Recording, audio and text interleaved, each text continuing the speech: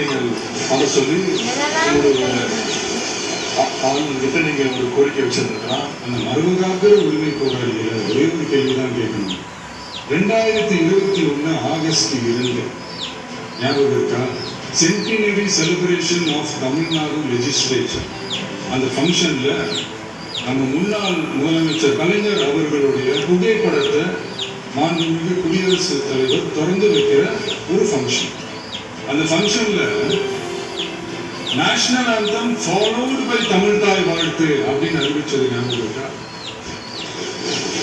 அதாவது தேசிய கீதத்துக்கு அப்புறமா இரண்டாவது முறையா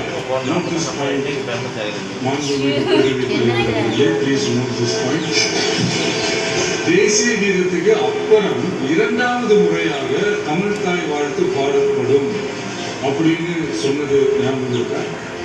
அதுவும் முத்தமிழ் அறிஞர் அப்படின்னு சொல்ற நம்ம கலைஞர் அவர்களுடைய அந்த புகைப்படம் வெளியிட்டு விழாவில் அவர் இருந்த இதே சபையில தமிழ இரண்டாவது இடத்துக்கு தருவது யாருன்னு ஞாபகம் இருக்கா? எங்க ஆட்சியில ஏற்படாத முன்னிட்டு இந்த ஆட்சியில தொடர்ந்து இவ்வளவு அதிகமாக ஏற்பட என்ன காரணம்? நிர்வாக ஊழலா செஞ்சுக்கிட்டு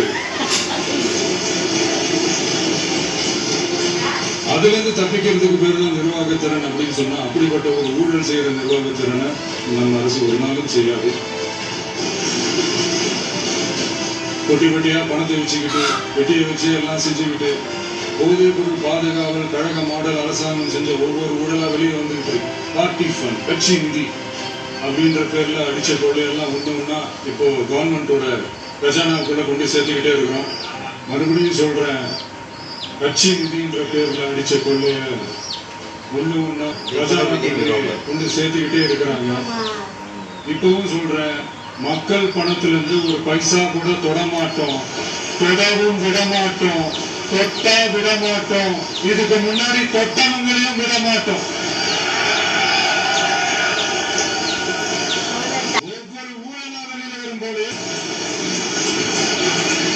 ஒவ்வொரு வேஷமா கலந்துடும் போது இங்க இருக்கிற நிறைய பேரு நடுங்கி போய் இதுல நம்ம மேல அவதூறு. நம்முடைய முதல் நம்பர் 1 தொகுதியாக மாத்தி காட்டிட்டார். எதுல நம்பர் 1 பாத்தீங்கன்னா, இன்னைக்கு தமிழ்நாட்டிலேயே மின்வெட்டுல நம்பர் 1 தொகுதி கடலூர் தொகுதி தான்.